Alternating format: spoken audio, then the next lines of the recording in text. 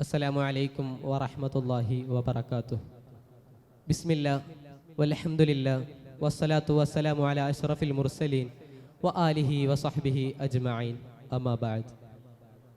ഡൽഹിയിൽ സ്ഥിതി ചെയ്യുന്ന കുതുബുദ്ദീൻ ബഖ്തിയാരിയുടെ ഖബർ സിയാറത്ത് ചെയ്യാൻ വരുമായിരുന്നു മഹാനായ ഒരു മനുഷ്യൻ. കുതുബുദ്ദീൻ ബഖ്തിയാരിയോടുള്ള ആദരവിലൂന്നിയ പേടി കാരണം മക്ബറയുടെ കുറച്ച് അകലെ വന്ന് സിയാറത്ത് ചെയ്ത് മടങ്ങും. മഹ്ബൂബ് ഇലാഹി എന്ന സ്ഥാനപ്പേരുള്ള നിസാമുദ്ദീൻ ഔലിയായിരുന്നു ഈ മഹാൻ. ഇന്ത്യൻ ഭരണാധികാരികൾ വരെ പേടിച്ച മഹാനായിരുന്നു നിസാമുദ്ദീൻ ഔലിയ.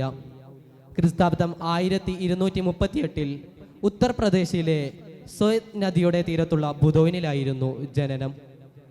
5 വയസ്സായപ്പോൾ തന്നെ പട്ടിണിയും പരിവട്ടങ്ങളുമായി പ്രയാസപ്പെടുന്ന കുടുംബത്തിൻ്റെ ഏക ആശ്രയമായ അഹ്മദ് ബിൻ അലി മരണപ്പെട്ടു. ഭക്തിയായ മാതാവ് സുലേഖ ബീവി ഏറെ പാടുപെട്ട് മകനെ പഠിപ്പിക്കുകയും പോറ്റുകയും ചെയ്തു. അന്നത്തെ പ്രസിദ്ധ പണ്ഡിതനായിരുന്ന അലാവുദ്ദീൻ ഉസൂലിയുടെ പള്ളിക്കൂടത്തിൽ പ്രാഥമിക പഠനം പൂർത്തീകരിച്ചു.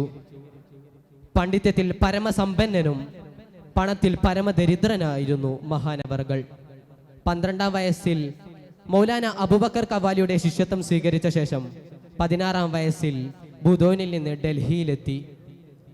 കുതുബ് മിനാറിന് സമീപത്തുള്ള ഖുവ്വത്തുൽ ഇസ്ലാം പള്ളിയിൽ വെച്ച് മൗലാന ശംസുദ്ദീൻ ഖവാറസ്മിയുടെ ശിഷ്യത്വം സ്വീകരിച്ചു. ഈ കാലയളവിലാണ് മാതാവ് മരണപ്പെട്ടത്. മാതാവിൻ്റെ വിയോഗമോർത്ത് പലപ്പോഴും കണ്ണീർ വാർക്കുകയും ചിലപ്പോൾ തേങ്ങിക്കരയുകയും ചെയ്യുമായിരുന്നു മഹാനവറുകൾ. ഒരു ദിവസം മാസപ്പിറവി കണ്ട ശേഷം ഉമ്മാക്ക് അഭിവാദ്യം അർപ്പിക്കാൻ പോയി. അടുത്ത മാസം ആർക്ക് അഭിവാദ്യം അർപ്പിക്കുമെന്ന് ഉമ്മ ചോദിച്ചു. ഈ ചോദ്യം മഹാന് മനസ്സിലായി. കരഞ്ഞുകൊണ്ട് ഉമ്മ ചോദിച്ചു, ഉമ്മ എന്നെ ആരെ ഏൽപ്പിച്ചാണ് യാത്ര പോകുന്നത്? നാളെ പറയാമെന്ന് പറഞ്ഞു. അന്ന് പള്ളിക്കൂടത്തിൽ തന്നെ കഴിഞ്ഞുകൂടി. പിറ്റേന്ന് പ്രഭാതത്തിന് മുമ്പ് മഹാന്റെ വേലക്കാരി വന്നു പറഞ്ഞു, ഉമ്മ വിളിക്കുന്നു എന്ന്. അങ്ങനെ ഉടനെ ഉമ്മയിലേക്ക് എത്തിച്ചേർന്നു. ഉമ്മ പറഞ്ഞു, ഇന്നലെ ചോദിച്ച ചോദ്യത്തിന്റെ ഉത്തരം നീ ശരിക്കും ശ്രദ്ധിച്ച് കേൾക്കണം. പിന്നീട് പൊന്നുമോന്റെ വലതു കൈ ഉയർത്തിക്കൊണ്ട് അള്ളാഹുവിനോട് ഇങ്ങനെ പ്രാർത്ഥിച്ചു, നാഥാ, എൻ്റെ പുത്രനെ നിന്റെ കരങ്ങളിലേക്ക് ഏൽപ്പിക്കുന്നു. പറഞ്ഞു കഴിയേണ്ട താമസം ഉമ്മ കണ്ണടച്ചു. പിന്നീട് ഡൽഹിയിലെ പണ്ഡിതനായിരുന്ന ബാവ ഫരീദുദ്ദീനിൽ നിന്നും ശിഷ്യത്വം സ്വീകരിച്ചു. ഒരു ദിവസം ജുമാക്ക് ശേഷം ബാവ ശിഷ്യനെ വിളിച്ച് ഉമുനീർ തൊട്ടുകൊടുത്ത ശേഷം പറഞ്ഞു, നിസാമുദ്ദീൻ, നിങ്ങൾ ഖുർആൻ മനഃപ്പാഠമാക്കുക. നിങ്ങൾക്ക് അള്ളാഹു ഇരുലോകത്തും നന്മ പ്രദാനം ചെയ്തിരിക്കുന്നു. ശേഷം ഇന്ത്യയുടെ അധികാരപത്രമായ ഖിലാഫത്ത് നാമം നൽകി ഡൽഹിയിലേക്ക് പോകാൻ നിർദ്ദേശിച്ചു. അങ്ങനെ ഡൽഹിയിലെത്തി അവിടെ പ്രബോധനം തുടങ്ങി. ഇതിനിടയിൽ തൻ്റെ ഗുരുവിനെ കാണാൻ അതിയായി ആഗ്രഹിക്കുകയും അങ്ങനെ അവിടെ ചെല്ലുകയും ചെയ്തു. പിന്നീട് ഡൽഹിയിലേക്ക് തിരിച്ചെത്തി. 3-4 വർഷങ്ങൾക്ക് ശേഷം ക്രിസ്താബ്ദം 1265 റമദാനിൽ ഷെയ്ഖ് ഫരീദ് മരണപ്പെട്ടു. പിന്നീട് അയോധ്യയിലെത്തിയ മഹാനവറുകൾക്ക് ഗുരുവിൻ്റെ പുറകുപ്പായവും മുസല്ലയും വടിയും നൽകപ്പെട്ടു. തിരിച്ച് ഡൽഹിയിലെത്തിയപ്പോൾ ശബ്ദമുഖരിതമായ അവിടുത്തെ അന്തരീക്ഷത്തിൽ അള്ളാഹുവിനെ ഏകാഗ്രമായി ആദരിക്കൽ ബുദ്ധിമുട്ടായി തോന്നി. നിരന്തരമായി പ്രാർത്ഥിച്ചതിൻ്റെ ഫലമായി ഗിയാസ്പൂരിലേക്ക് താമസിക്കാൻ വെളിപാടുണ്ടായി. അങ്ങനെ അവിടെ എത്തി. അവിടെ പ്രബോധനം തുടങ്ങി. ദിനേനെ 100 കണക്കിന് ആളുകൾ അവിടെ വന്നു ശിഷ്യത്വം സ്വീകരിച്ചു.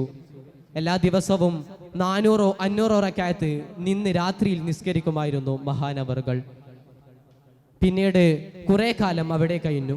80 വയസ്സായപ്പോൾ നബി സല്ലല്ലാഹു അലൈഹി വസല്ലമ സ്വപ്നത്തിൽ വന്നു പറഞ്ഞു, ഞാൻ നിന്നെ കാത്തു നിൽക്കുകയാണ്. വൈകാതെ രോഗബാധിതനായി. വഫാത്തിന്റെ 40 ദിവസം മുമ്പ് ഭക്ഷണം ഉപേക്ഷിച്ച അദ്ദേഹത്തെ ജനങ്ങൾ ഉപദേശിച്ചുവെങ്കിലും നബി സല്ലല്ലാഹു അലൈഹി വസല്ലമയെ കാണാൻ വെമ്പുന്ന എനിക്കെന്ത് ഭക്ഷണം എന്നായിരുന്നു മഹാന്റെ മറുപടി.